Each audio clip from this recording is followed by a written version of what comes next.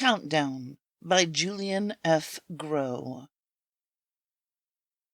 This story appeared in Worlds of If Science Fiction, March of 1963. Extensive research by Project Gutenberg at Gutenberg.org did not uncover any evidence that the U.S. copyright on this publication was renewed. 10 years of uneasy peace since the hour of tragedy. 10 apprehensive, uneasy years, pungent with fear, with hatred, distrust. 10 years, like 10,000 in the past of man. 10 units out of the infinite, out of time the eternal, immutable, non-existent dimension.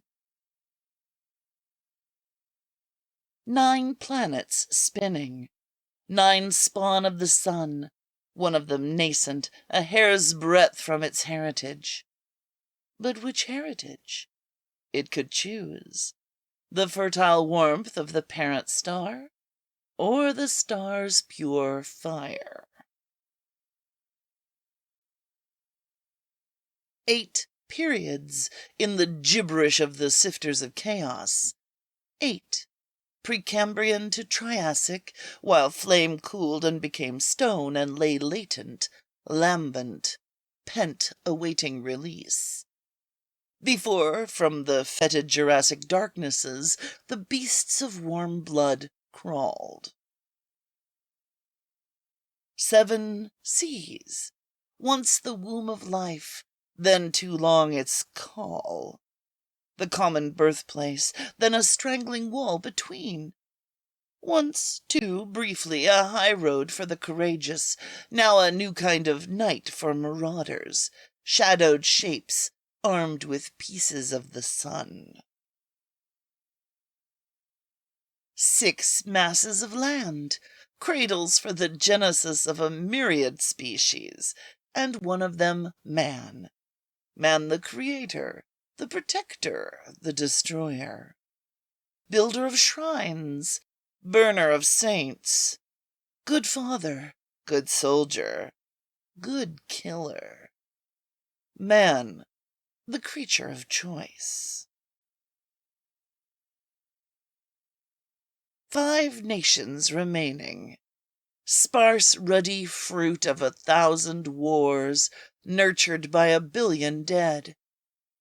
5, the bloody consequence of union into pack, into tribe, into fief, to kingdom, empire, and nation. The threads of history gathered finally into 5 flags, entwined in alliance at this point in time by a searing wind. Pan-American, Sino-Russian, Afro-Arabian. Racial armies, sons of the first beast to kill from anger, fathers of the unborn. Armies in the terrible truce of the fusion bomb. Waiting. 4 far-flung networks, metal wire in machines and vacuum. Interlinked webs of detection and retaliation or attack within the web's bombs, within the bomb's targets, mapped and doomed by a spark. Each alliance a network of aimed and armed missiles, in deserts, on mountain tops, hidden deep and in the surrounding seas.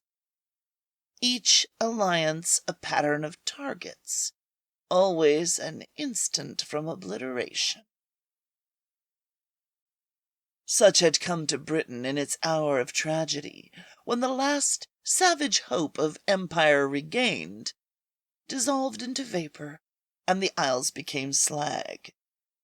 There the 4th network corroded under a shroud of ash, but the surviving 3 ceaselessly hummed.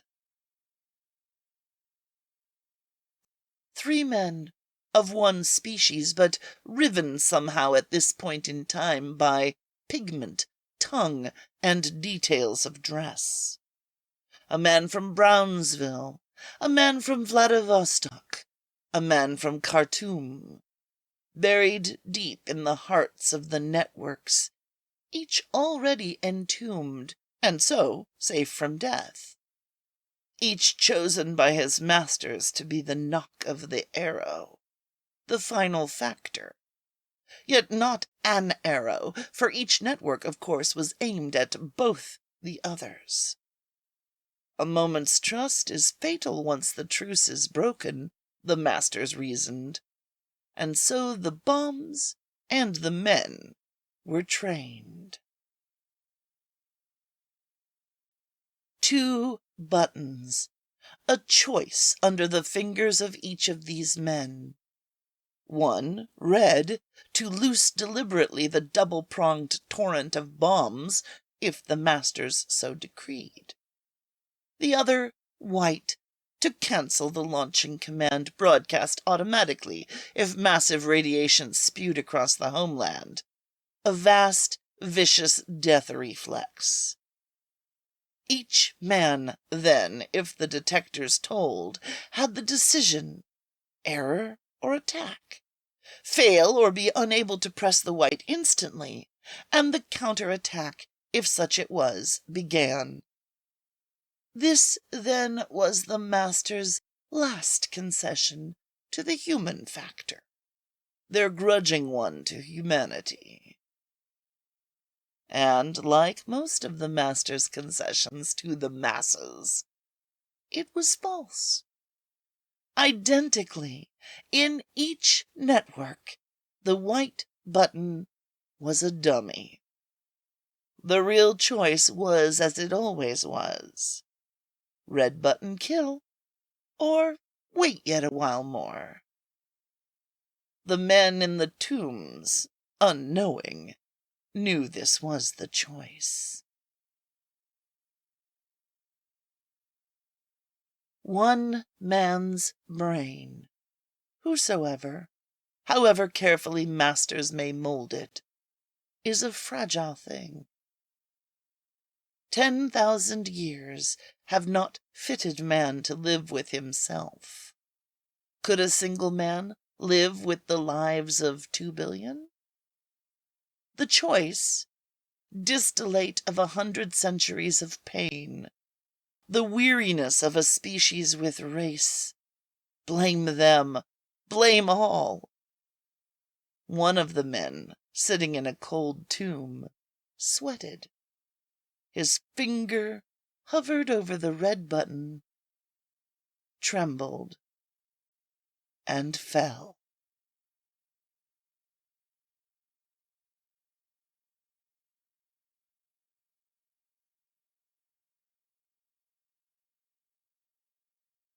The end.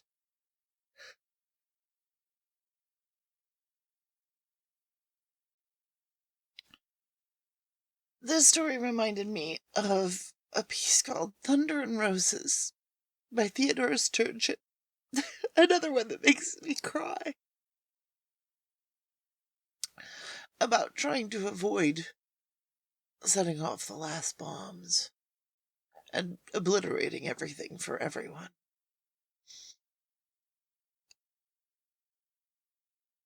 And on a happier note, I got to meet Theodore Sturgeon once.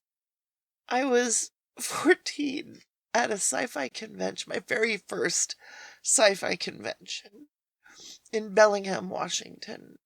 I had gone there specifically to meet Wendy and Richard Pini, who did the ElfQuest comics, which I was obsessed with at the time.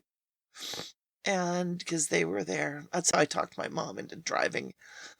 I'd spent all my spend money, because I didn't have much, to buy a pin that said "Hug a Fuzzy Today," because I loved the Fuzzy books too.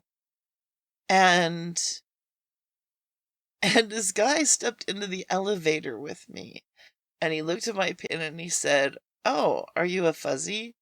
Could I hug you?" And it wasn't creepy. It wasn't like, and I was like, okay, because I saw he had a person badge, like he was a famous person at the convention, and I gave him a hug, and he was nice, and I remembered his name, And I went and looked up his books after that because I didn't know who he was. But it was Theodore Sturgeon. It was sweet. I think it was probably very shortly after that he passed away, from what I hear.